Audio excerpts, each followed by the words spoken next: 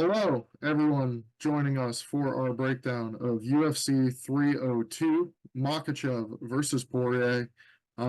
This event live from the Prudential Center in Newark, New Jersey this weekend. Starting a loaded month of June for the UFC, a lot of great events upcoming, with this being one of them. A bit of a top-heavy pay-per-view card, but certainly one I'm looking forward to. Joining me as always to break down the fights, we have Nick here, and we'll get things started right away with the lightweight main event. This title fight between the defending champion Islam Makhachev and Dustin Poirier. Poirier, a division staple for the longest time now, always floating around the top five, former interim champion, and earning what might be his last opportunity to fight for the title here. Coming off a very tough fight against Benoit Saint Denis, springing that upset, kind of fighting through adversity there to get through, a young and hungry guy.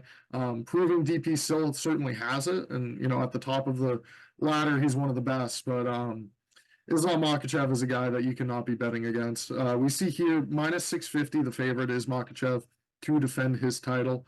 Obviously, the success we've seen him have lately, not only winning fights, but finishing them in spectacular fashion. His stoppage of Volkanovski by head kick, very impressive. And, I don't really see anyone right now in the UFC giving Makhachev much adversity. Fighting out of the southpaw stance, he's able to get in on single leg takedowns easily, mix in his grappling as needed, but his striking's phenomenal as well. I don't really want to see him compete with Dustin Poirier for a prolonged period, kickboxing in this fight. But I don't think that's the case. He has Habib in his corner. He says we are going in to execute a game plan. And I think it's going to be suffocating pressure from Makhachev, obviously looking to get grappling opportunities against Poirier, and I think he will be able to do so here, scoring takedowns. When you compare it to Habib's fight with Poirier back in 2019, there are some similarities, but differences as well. Islam doesn't really have that blast double leg that Habib was so successful with. But I think he is still going to be managed to get to the back of Poirier or, find an armbar here. He's so much bigger, stronger. And I think at this stage of his career, it really would be a miracle for Poirier to pull this off and, get the title off of Islam. So I'm going with Makhachev here. I think he gets it done pretty convincingly. Yeah, I'm totally with you, man. The line does feel a little bit ridiculous just knowing how talented Dustin is, but this is a terrible stylistic matchup for him. You're bringing up that Khabib matchup for Dustin, obviously very similar, with Islam kind of being Khabib's protege. The biggest difference is now Poirier is 35 plus years old. We've never seen anyone in these lower weight classes capture the title after they turn 35. I think I saw the stat. I can't remember the exact number. It's like 0 and 20, 0 and 30, something ridiculous like that. Islam's been totally dominant. Anytime he takes on a striker, which is what we're getting here in Poirier, he's even more so. Now averaging more than 3 takedowns per 15 minutes. Dustin Poirier just a 63% takedown defense. A lot of that coming against far inferior wrestlers to what we're getting here with Islam Makhachev. The other thing too, I mean, Islam, like you said, not always shooting the double legs, but definitely the better striker compared to Khabib, in my opinion. A lot of creative entries for takedowns. And the thing is, Dustin's going to be jumping for those guillotines. Islam is very aware of that. Going to be probably not much of an issue for him if he does find himself in those situations. But yeah, man, I mean, there's really not a ton to say here. The other thing, Dustin's talking about retirement, win or lose, which is never a good sign. Erdy maybe has a foot out the door. I'm sure he put in a great camp for this fight. Did look good against Benoit Saint Denis, but Saint Denis did dominate him in that first round when it came to the grappling. Islam a better grappler than Saint Denis, obviously much better cardio. And he's going to have Khabib in his corner here, kind of holding the proverbial PlayStation controller. So yeah, I think all the boxes are checked for Islam to get this one done. Well, Poirier, definitely a staple of the promotion. He's been a legend for years, but I'm kind of expecting him to lose here, probably be via submission in the second or third round, and then put his gloves in the middle of the cage and call it a career. But yeah, man, really fun fight just because the names are so big. But in terms of competitive nature, I don't know. I do think it's kind of a wide margin. If Islam does spend too much time on the feet, like you said, obviously not ideal. Poirier, the much better striker, but I don't think we're going to see a ton of striking exchanges here. And still, Yeah, just notable as well. It took Khabib less than 3 minutes to get to Dustin's back in their fight.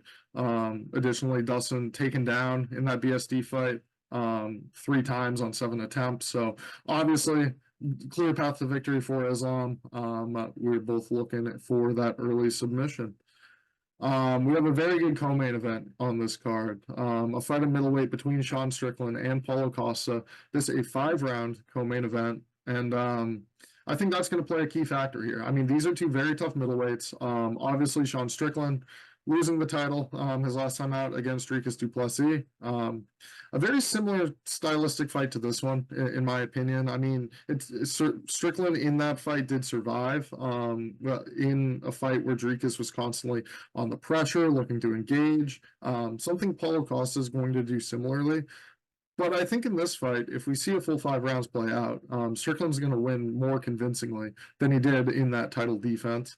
He's going to have the jab going early. He's going to be hurting Paulo on his entries. And, you know, if we get into a round 4, round 5, well, Paulo Costa has proven to still be very dangerous there, has the cardio now. That's where Sean Strickland is his best. Rolling with punches, having the far better defense over the course of 25 minutes. It's going to be a fight that definitely favors him if it goes the full 5 rounds. So Paulo Costa, murderous power.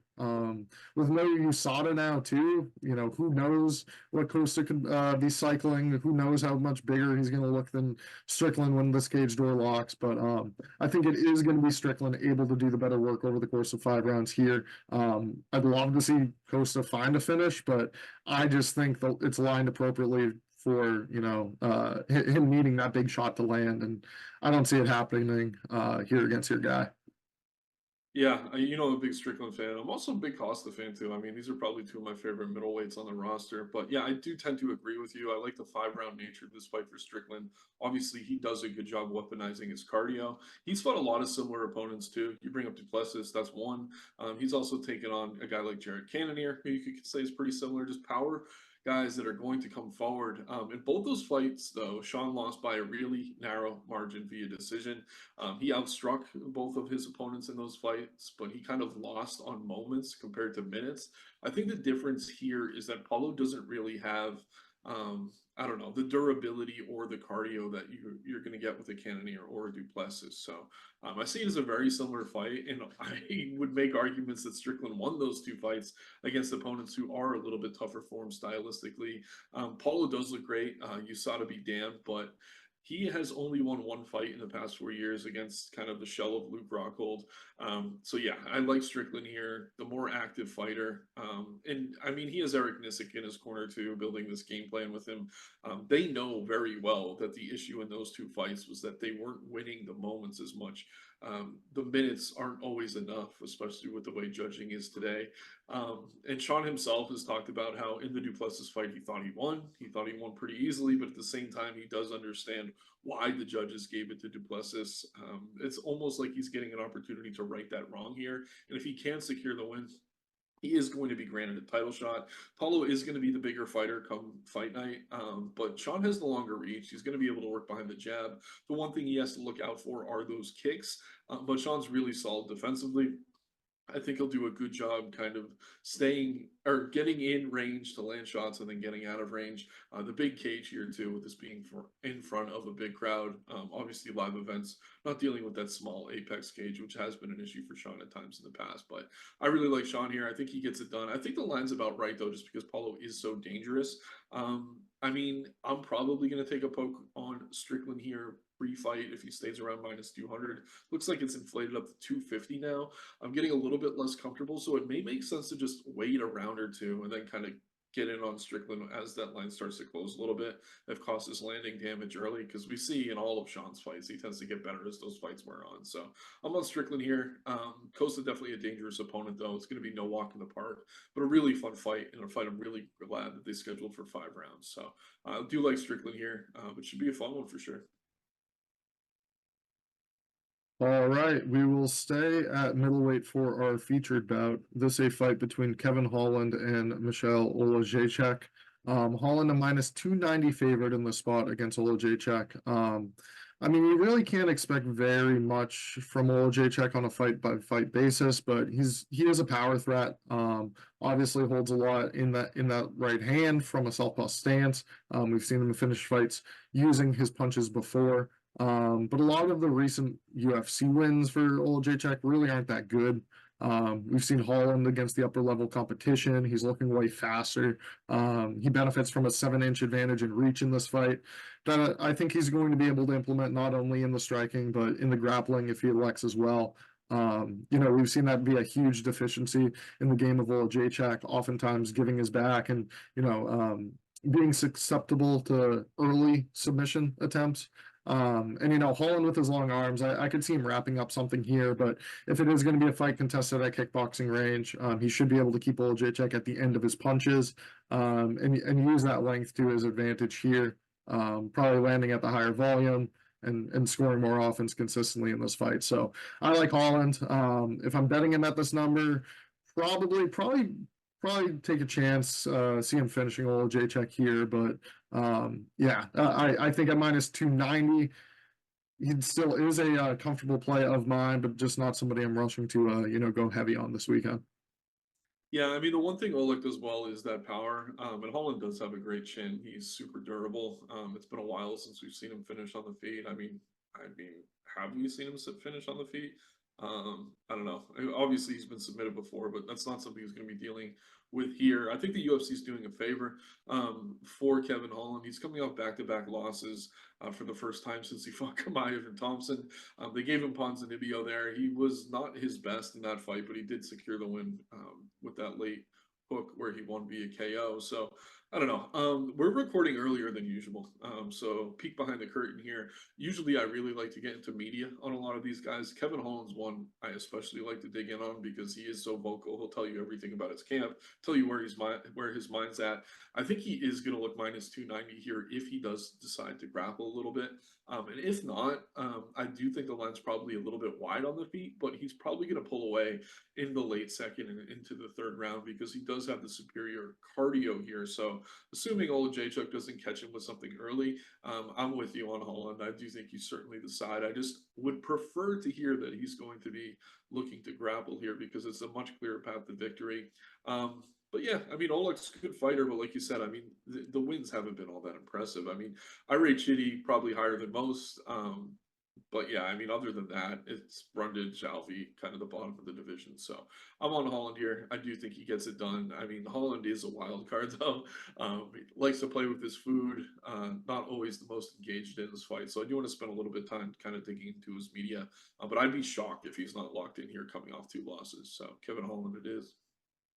Yeah, this matchup too, it should be one that he's able to get the win. We're looking now at heavyweights. Coming off a loss, Jailton Almeida minus 290, the favorite over Alexander Romanov. I was all over Curtis Blades in his win over Almeida last time out. Small underdog there. I think Romanov may be able to present, a similar stylistic challenge in this fight to Curtis Blades. He has a background in sumo, and we've seen him, effectively use his grappling in the UFC. Although the more recent performances aren't that good, some time off for Romanov may have done well. And, while I think Almeida is going to be the more skilled fighter here on the feet, if it is going to come down to the grappling, I could see the true heavyweight Romanov, stuffing a takedown or finding his way on top in this fight. So at these odds, he is tempting me. I think Almeida has much more power when it comes to, standing on the feet. We've seen Romanov able to finish fights with ground and pound and the sort, but really his hands don't seem very heavy. And Almeida with his front kicks, with his more explosive attacks while standing, I think he could get over on Romanov in that department. It's just this is very likely to boil down to a grappling match for me. And, I want to see weigh-ins, Romanov perhaps with, 20, 30-pound advantage here. I certainly could see him ending up winning those grappling exchanges and getting over on Almeida in this fight, but not one I'm very confident in. There's not a lot of underdogs on this card that I'm really going to be playing. Romanov may end up being one of them, but it certainly wouldn't surprise me to see Almeida bounce back off a loss here, and get a victory over a guy that's really not top 15 heavyweight material. Yeah, I mean, I almost don't want to talk you off, Romanov. Again, another peek behind the curtain. You and me like to play our fights heads up where we disagree, bet against each other, things like that. We keep track of our records and everything in the article that we put out every Saturday. I'm really confident in Almeida here. I think Romanov is one of the most overrated heavyweight prospects of the past few years. I've seen some pictures of him showing up in New Jersey. He is not in shape. He looks terrible. And you talk about the Blades pick, and I'll give you credit where it's due. He got that win, but Almeida took him down, what, 9 times in the first round? If he does that here, I think Romanov is the one who's going to gas out before we see Almeida gas out. And like you said, Almeida's the better striker here, just so much more athletic. And yeah, I mean, what success have we seen Romanov have in the UFC against anyone near the level of Almeida? I mean, he's coming off a win over Ivanov, who just lost in the PFL, lost to Tybura and Volkov, which are honestly probably more favorable matchups than this one in terms of styles. Wins over Chase Sherman, Jared Vandera, kind of the lower end of the division. And yeah, it seemed like the UFC kind of had Almeida kind of fast tracked close to a #1 contender fight, if not a title shot. Obviously, coming off that Blades loss, we're seeing Blades getting the opportunity to take on Aspinall for that interim title. So yeah, man, I still think they have their marketing vehicle behind this guy. It's rare you get a good Brazilian heavyweight. They have that here with Almeida. Obviously, he's still rough around the edges, not the highest fight IQ, stayed engaged in that takedown and ate a bunch of shots to the head where probably if he disengaged, I don't know, maybe he still has a chance in that fight. But yeah, the fact he took Blaze down so many times tells me he's going to be able to do that against Romanov here. Much better striker and just so much more explosive. And yeah, it also helps that Romanov appears to be in terrible shape. So I'm all over Almeida here. I mean, we saw him scoop and slam what Parker Porter in the past. It's kind of a similar frame. I do rate Romanov higher than Porter, but not by that much, honestly. Like, I'm just not a Romanov guy. Never have been. Made a lot of money fading him against the likes of Marcin Tybura, etc. When he was a heavy favorite. I wish the line was closer here. I'm kind of hoping we get some buyback on Romanov, but honestly, I think come weigh-ins where Romanov's wearing his shirt like he's in the pool, I'm not gonna probably get a better number than what I'm getting right now. So I'm gonna tie Almeida into parlays. The one thing I will say, if you're betting him inside the distance, proceed with some caution. We go back to that Derek Lewis fight that went 5 rounds. Most frustrating bet maybe of the past few years for me, being heavy on Almeida inside the distance because he couldn't finish him. I do think Romanov's the type to gas though before the end of 15 minutes. So I'll probably take a stab at Almeida inside the distance here as well. But I just think this is two guys on completely different levels. Almeida kind of getting a nice spot here to bounce back, and Romanov, yeah, overrated in my opinion, and he doesn't look good coming into this fight. So yeah, I'm all over Almeida. All right. Opening the main card, we have a welterweight matchup between Randy Brown and Zaleski dos Santos. Randy Brown, the -175 favorite in the spot over dos Santos, who could be had at +145. Which way are you leaning in this fight? This is one of the hardest fights on the card to call. I'm guessing you're going to feel kind of the same. Randy Brown's looked good at times. He's looked bad at times. I mean, you could really say the same thing for Zaleski.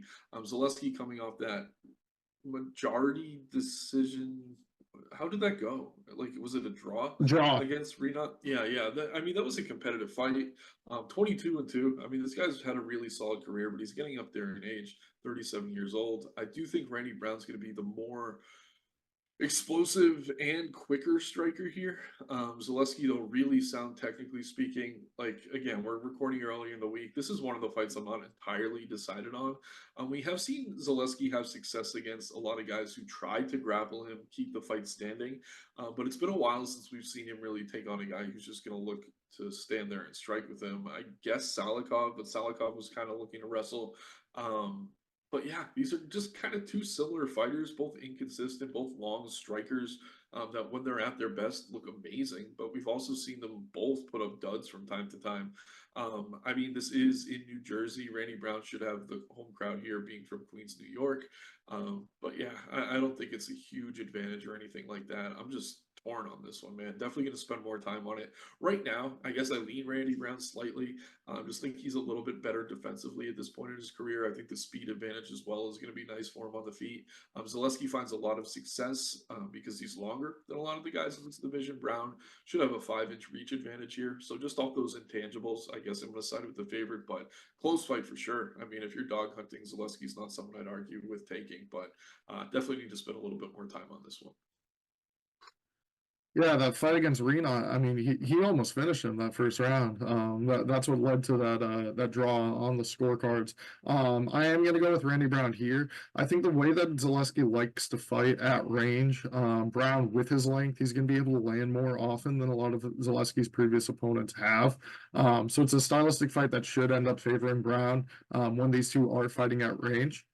They also both tend to get out to pretty early starts, and I think, you know, on the latter half of this fight, if both men are still there, it's going to be Brown that's doing the better work, kind of outlasting the 37-year-old in the latter of this half of this fight and beating him up late. An early finish could materialize, but really, I think Brown, with his length, is going to be able to, you know, land a jab off of a lot of Zaleski's, you know, early combinations and find success, you know, from that orthodox stance here in this fight. He has a great 1-2 that Randy Brown really leans into. I could see him connecting on that a couple times here against a guy like Zaleski, who, you know, while he oftentimes is landing on orthodox attacks, he finds himself back on the center line very often. So I think Brown's going to be able to find the target here and should end up, you know, pulling off the win as the, you know, moderate favorite. Certainly though, Zaleski dangerous. You saw that his last time out. All right, the featured prelim on this card is a very good fight at middleweight between Cesar Almeida and Roman Kopylov. Early in the week, Kopylov was the favorite, but the line has now flipped with Almeida minus 120 the favorite over Roman Kopylov. The undefeated Almeida, previously from Glory Kickboxing, very successful career there. You know, obviously skills in the stand-up, and, you know, one would say the more proficient kickboxer than a guy like Kopylov. But what we've seen Kopylov do as of late in the MMA cage is really what makes me lean his way in this fight. His striking is better for mixed martial arts, and he's had more experience in pro MMA bouts than Cesar Almeida. I think while you can't discredit Almeida's, you know, long kickboxing career, Kopylov also has a long career of combat sambo prior to his professional MMA beginning. And what we've seen again recently, taking apart these guys with his, you know, clean combinations, high volume of strikes. While Almeida's landing on the same clip on paper, his fights aren't necessarily going as long as Kopylov's, and that be the reason for the inflated stats.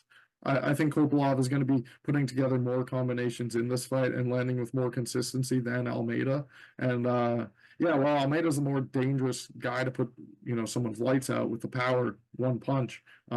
We've seen it from Kopylov too. He's a precision striker. He's able to find those shots that end in knockouts. And yeah, I just give him a slight edge in this fight. I think I pick him.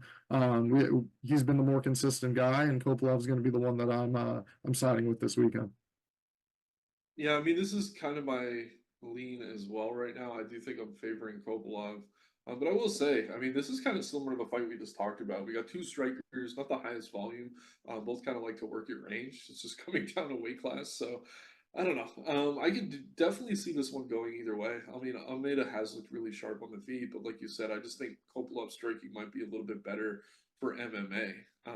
But yeah, man, this is just another one I'm having trouble really finding a side comfortably. I'm interested in the line flip. I don't know. I think initially I was kind of liking Almeida as an underdog, but now that he's the favorite, I'm like, really? Like, I'm kind of surprised. We've seen a lot of success from Kopylov.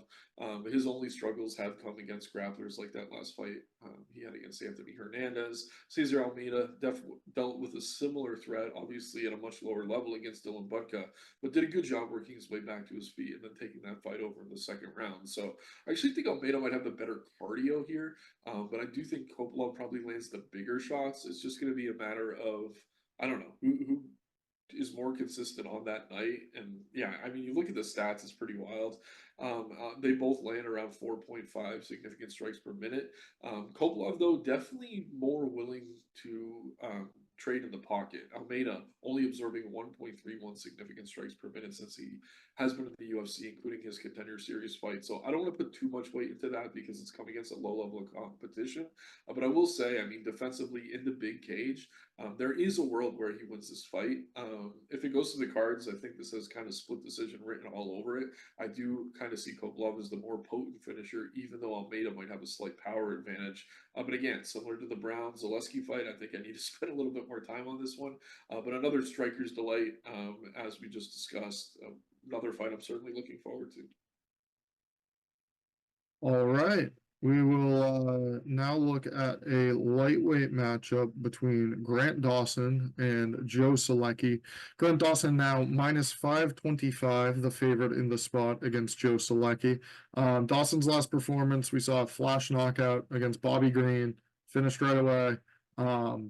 That's not really going to be an issue in the spot against Joe Solecki, who's certainly not known for his hands. If anything, Solecki a threat most prominently with his jiu-jitsu.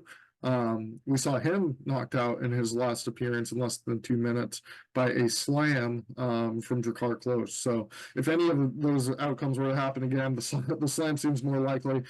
Dawson, a wrestler, able to implement good top pressure grappling in mixed martial arts. I think he's going to risk it. He's going to be looking for takedowns in the spot, taking Solecki to the mat, and just grinding on him in top position, landing strikes, and staying out of that dangerous guard. Solecki obviously will look to threaten with, swing for an armbar or, set up attempts off of his back. But I think if a large majority of this fight is going to be fought in that position, Dawson should be strong enough and, mindful enough to stay out of any of those submission attempts. I think that's going to be the path to victory for him here, and that's why it's lined this way. But then, yeah, I mean, while we just saw Dawson knocked out on the feet, he has heavier hands than Joe Solecki. He can put together better combinations than Joe Solecki while standing. Clear edge for him in this fight if these two are going to, stay upright. Yeah, I'm with you, man. The line does feel a little bit wide, especially with Dawson coming off the KO loss, but I do think this is a good spot for him stylistically. I mean, Solecki, very similar fighter, grapple first, but I think Dawson's just at a higher level. I mean, you just look at who they've been fighting recently. More success certainly on the Dawson side. Notable wins over Ismagulov, Marco Madsen before he retired. If you want to play MMA math, common opponent Jared Gordon, Dawson did really well against him to get that win. Solecki lost to him pretty convincingly. So, yeah, man, I'm on Dawson here. I do think he's the side. I think the one thing you have to worry about is maybe Solecki kind of scooping up that guillotine as Dawson enters. But other than that, I do feel like this is fight to win. Really don't love the price. I also don't love betting him inside the distance because we have seen Dawson go to decision time and time again. But he should outclass Solecki here. Just been taking on the better level opponent. Super similar styles. Just one guy who's kind of better at that style, in my opinion. But yeah, man, I don't know. It's Solecki. I was high on him at one point. He just really hasn't been all that impressive on this UFC run. Dawson can almost say the same thing, but since he made that move to American Top Team, definitely showing major improvements in all aspects of his game. But if these guys do decide to stand a trade, I'm with you. I do think Dawson's the better striker, the more powerful striker of the two. Solecki fights orthodox. Dawson is able to fight out of both stances. And while he's not the best striker, I do think that's enough for him to kind of make things difficult on Solecki in closing distance, etc. So I'm on Dawson here. Probably someone I'll tie into parlays. Don't know that I want to play him inside the distance though, but I do think he gets this done fairly convincingly. Yeah, with you on the big favorite there. We'll now look at a welterweight matchup between Jake Matthews and Phil Rowe. This line slightly closing with Matthews, the minus 155 favorite over Phil Rowe at this time. What are your thoughts on this matchup? Yeah, I mean, this is another one I think I need to spend a little bit more time on. My initial thoughts are I do prefer Matthews here slightly. I just think he's the better grappler. I mean, Rowe's grappling continues to improve. He's taking these exhibition matches against the likes of Craig Jones, not having much success, but it does tell us that he's really focusing in on that point of his game. I mean, kind of similar to Brown and Zaleski, Rowe, a guy who's been super inconsistent in the UFC. When he's at his best, like in the fight against Nico Price, where he won via KO, I don't know. He looks really good, but at the same time, he really hasn't been clearing out elite level competition by any stretch. Fought a really close fight against Neil Magny, where they both looked pretty terrible his last time out. Then Matthews too. I mean, fell to Michael Morales, but I actually rate Morales pretty highly as a prospect. And this is a guy who's been in the UFC forever. Continues to improve everywhere. His boxing has come so far since he first got into the promotion, but he's a grappler first, and I think against Rowe, if he does decide to lean on that part of his game here, he should have success. Averaging just under 1.6 takedowns per 15 minutes. Rowe just a 59% takedown defense in the UFC. Excuse me. Matthews more experienced and younger, been taking on the higher level of opponent. He definitely checks a lot of boxes, but I think if this fight does stay standing, it should be pretty competitive. Rowe does work well at range. He's going to have a 7-inch reach advantage here, which is obviously significant in that big cage. So I like Matthews. I think he's the more well-rounded of the two, but at the same time, I'm not rushing to the window to play him or anything. Even if this fight gets close to even, I just think it's going to be very competitive. And unless Matthews chooses to grapple, again, I'm probably going to try to dig into some media here. Then yeah, I mean, this could definitely go either way. So I'm on Matthews for now. I want to spend a little bit more time on it. So again, just to plug the article Saturday morning, definitely check us out. We'll have our final predictions for each fight, as well as method of victory for each fight. Should definitely have a better grasp of this one by the time we get to that. Yeah, certainly closer to even. Matthews would be a play for me. I'm even tempted here now, minus 155. Yeah, Rowe's solid. What we've seen has been solid, but again, as you had highlighted, the wins are not against highest level competition. He's kind of overwhelming these guys late, but it's the likes of Nico Price, Jason Witt, Orion Kosei. They're not the highest level welterweights, and Jake Matthews we've seen is super durable. And as you had stated as well, facing the higher level competition. I think on the feet, these two are going to exchange a lot. While Matthews may look to implement the grappling and do so against the cage, sort of as Magny did here facing Phil Rowe. These two will be exchanging for a large part of this fight, and while Rowe has sneaky power, Matthews should be landing frequently the more impactful shots over the course of this fight. I've really liked what we've seen out of him lately. Even in his last time out. And the younger fighter here, I think we're getting a pretty good value as this line continues to close. So sort of highlighting a lot of what you had said there, but it is going to be Matthews for me in this fight. And more welterweights to break down next. Alex Morono, a minus 270 favorite here against Nico Price. These are two guys that have kind of gotten a bit chinny here in the latter stages of their career. This is a rematch. While their first fight was competitive, Morono was pretty convincingly taking over Nico Price in the second round until Price found one shot, and was able to put Morono's lights out right before the horn to end round two. Should be a competitive rematch again, but I think what we've seen out of both lately, with Price's chin starting to go a bit more, he may not be able to withstand that early flurry from Morono, somebody who likes to get on the pressure early and very quickly into the face of his opponents. I see why he's favored here. He's had more success lately, and his chin is sort of costing him in the latter half of his fights as of late, as he sort of tends to slow down. But against another guy that's been in there, absorbed a lot of damage inside this UFC cage, I think Morono has the more technical skill. And if not for Price finding, one of his, miracle knockouts that tend to happen more often than they do most fighters, it's going to be Morono, keeping his chin protected and ending up winning this fight, probably finding a knockout of his own. Yeah, man. Going back to the first time these guys fought, that fight has been flipped to a no contest because Price failed for marijuana. Obviously ridiculous. Should never happen. He did win via KO there. But yeah, I mean, Morono's come a long way since then. Price definitely getting up there in age. I mean, you see this guy walk to the cage. He's got the big knee braces on. He just isn't moving the way he used to at all. It's really tough for him to land that power because he's not necessarily generating kind of the torque that he was earlier in his career. I mean, we saw this guy knocking guys out from his back, like all crazy positions and everything like that. But he isn't that same explosive athlete that he was earlier in his career. Morono, I mean, he's aging as well, but his style kind of favors aging a little bit more. Not the most flashy or explosive athlete by any stretch, but just a very cerebral fighter with a high fight IQ. I was disappointed in his performance last time out against Court McGee. I thought he'd look better there. He did win the fight, but it was definitely a more narrow decision than I was hoping, certainly. But yeah, I mean, I kind of feel similarly going into this one than I did against McGee. Don't know that he's going to be able to land a KO. Price definitely puts out a lot of volume, but Morono definitely the better defensive striker on the feet. Price at this point in his career now is a negative striking differential. And yeah, it's funny. I mean, I don't feel great about that win over McGee, but I did like the way Morono looked in his loss against Buckley before he was finished there. Buckley definitely rising through the rankings now. That's aging pretty well, even as a loss. Wins over Tim Means, competitive fight with Ponzinibbio. And then, yeah, I mean, Robbie Lawler, love Robbie Lawler.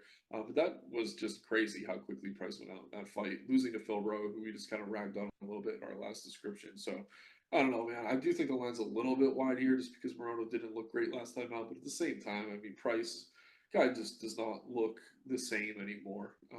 And I think, like I said, these are two guys who are getting up there in age, but stylistically, Price, formerly this explosive athletic striker, Morono, kind of just the cerebral, well-rounded, fundamental guy that definitely ages better. So I love Morono here.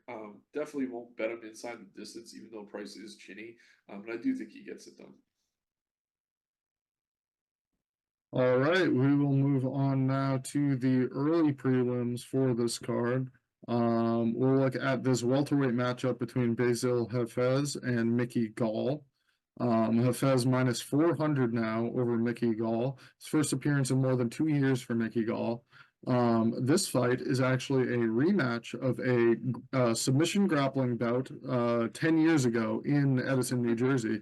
2013, these two met, and Basil Hafez got the better of Gall in that grappling match, looking to go 2-0 over Gall here. But, you know, as this line continues to swell, this will probably end up being more competitive than a lot of people think. You know, Mickey Gall, his last time out, busted up Mike Malott a bit, you know, got some strikes off on him, and then was finished there, taking a significant amount of time off here. And now returning into the cage here in New Jersey where he trains. I found him a live underdog because this may be a grappling fight where he can employ his BJJ. You know, Basil Hafez somebody oftentimes looking to engage in that realm, take down his opponents, grapple, and you know, Gall is normally comfortable there. And if Hafez is not to overwhelm him in this spot, it could end up being rather competitive. In addition to that, we haven't really seen, you know, excellent grappling out of Hafez at all. His fight against Jack Della Maddalena, he was just shooting and shooting and shooting. And, you know, against a guy like Mickey Gall, if you aren't able to land any strikes on the feet, you know Gall's at least going to be putting together a couple strikes or, you know, throwing some elbows. I think we could see him landing on the chin of Hafez, but, you know, with that being said, Della Maddalena gave a lot of good shots to Hafez that he was able to eat. I don't think Mickey Gall is going to be able to, you know, put him out or anything like that. It's going to have to be like a miracle submission for him to pull this off as a 3-1 underdog. Hafez will probably get the better of him, you know, the more active fighter, and yeah, the stronger grappler when it comes to, you know, meeting in the middle of the cage here. So, well, I'm tempted. Well, maybe if this line continues to swell, I'd put an actual bet on Mickey Gall. I think Hafez is the rightful side in this matchup. Yeah, I like Hafez a lot here. And I mean, you kind of downplay his striking. I mean, obviously, Della Maddalena is one of the best strikers in the division, but he was landing at times in the pocket there. I mean, obviously, the takedown threat kind of made that a possibility, but that was a really close fight. And once again, I mean, you kind of have to think about what the UFC is doing here. Hafez made his debut, taking that fight on short notice to keep Della Maddalena active. And he gave a great showing of himself against a really tough opponent in spite of the loss. So what do you do for a guy like that? You give him Mickey Gall at this point in his career. Gall coming off 2 losses, been out of action for 2 years. Just a guy I've never been really high on. He's usually in there to make someone look good. And yeah, I think that's what we're going to see here. I like Hafez. I mean, we talk about Asada no longer being around. This is a guy who I think that benefits greatly. just a monster, physically, really built. And I do think he's probably going to be able to overwhelm Gall early here. I think he's going to come out and just lean on that athleticism and explosiveness and probably take him out on the feet. He's a good enough grappler that I think he could stay out of danger as well. So, yeah, the line does feel inflated, honestly. But at the same time, I just think physically, and with Asada no longer part of the picture here, and this is allegedly, I don't know for sure if he's on anything, but I don't know. If I'm guessing, I'd say he probably is. But he looks great right now coming into this camp. I don't know where Gall's head's at, but yeah, I think Hafez probably has him covered everywhere. Just a monster athletically. I think he probably finishes him in the first or second. All right, moving on. We have a women's bantamweight matchup between Eileen Perez and Jocelyn Edwards. Perez, the -190 favorite in the spot against Jocelyn Edwards, who could be had at +160.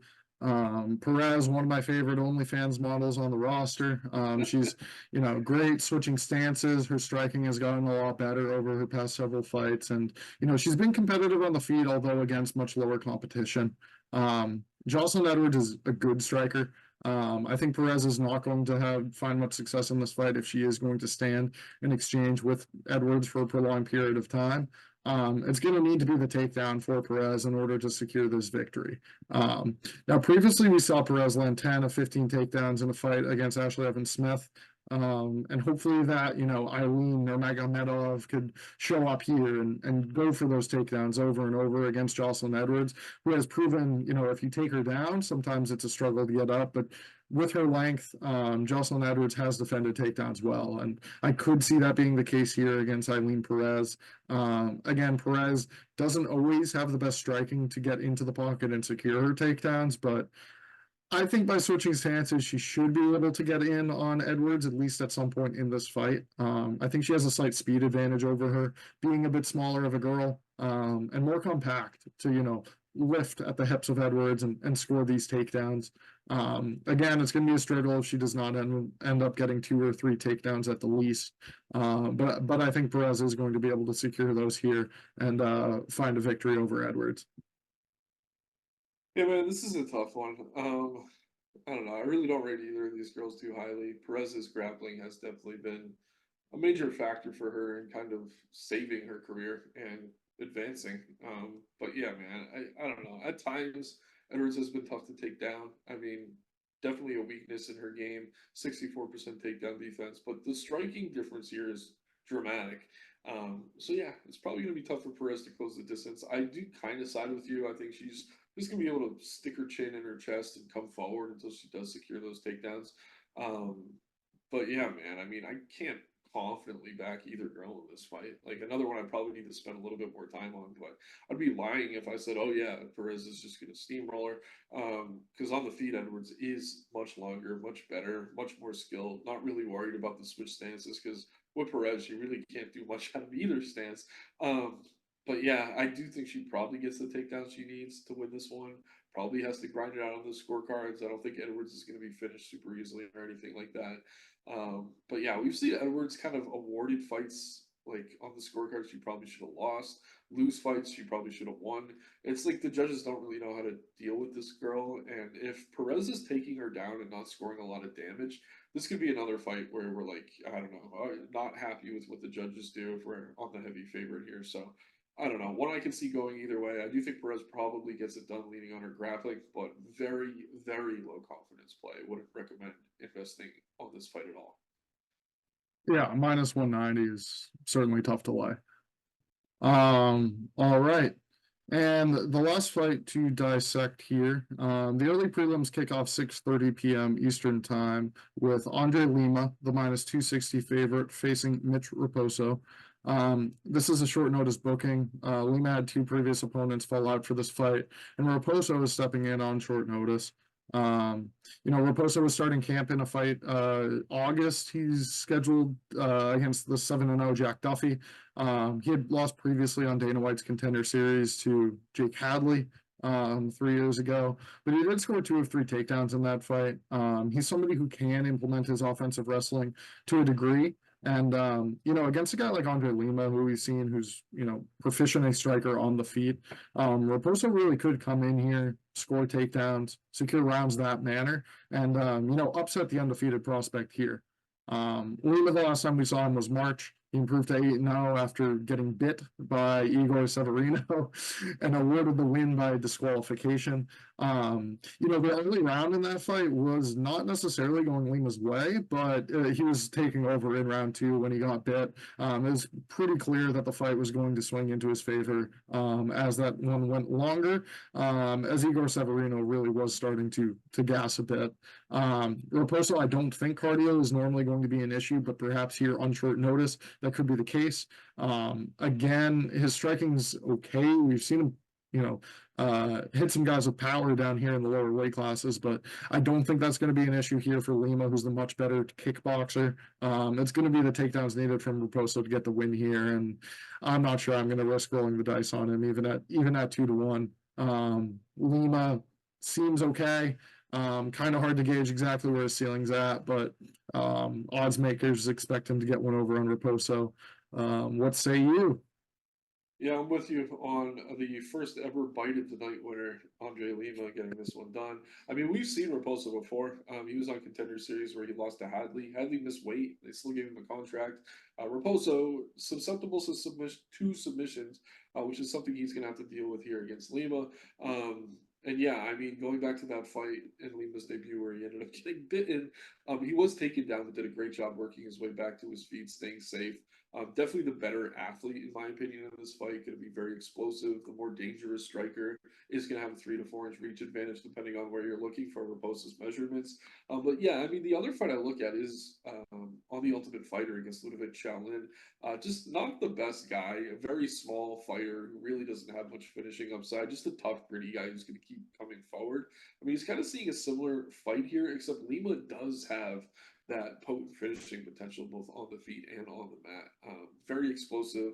Again, he's been in a full camp, doesn't care which opponent he's getting here. Gonna have the crowd there for the first time, albeit the first fight of the night probably won't be a full house or anything like that. But yeah, I like Lima. I think he gets it done. I think he probably finds the finish. Good on Raposo for finally working his way into the UFC. I mean, he's been a pretty successful guy regionally, fights at a New England cartel from Fall River, kind of right in our backyard here in Massachusetts.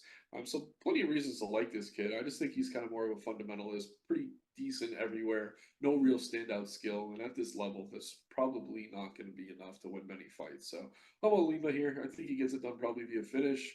I'm going to take a look at the numbers once all the props are out. Maybe playing by submission if I could get a really nice number. But yeah, I do like Lima here. And I think the UFC wasn't going to put him in a spot to fail after he was bitten. It seemed like Dana really wants to kind of back this guy down. He thinks it's hilarious, and so do I. But yeah, fun card, man. A lot to like here. But again, recording early in the week, things could change over the next few days. Yep, should be a very good pay-per-view. And yeah, again, kicking off a loaded June for the World Combat Sports Leader. As always, check out our write-up for UFC 302 Makhachev versus Poirier live on Dine Sports Saturday morning.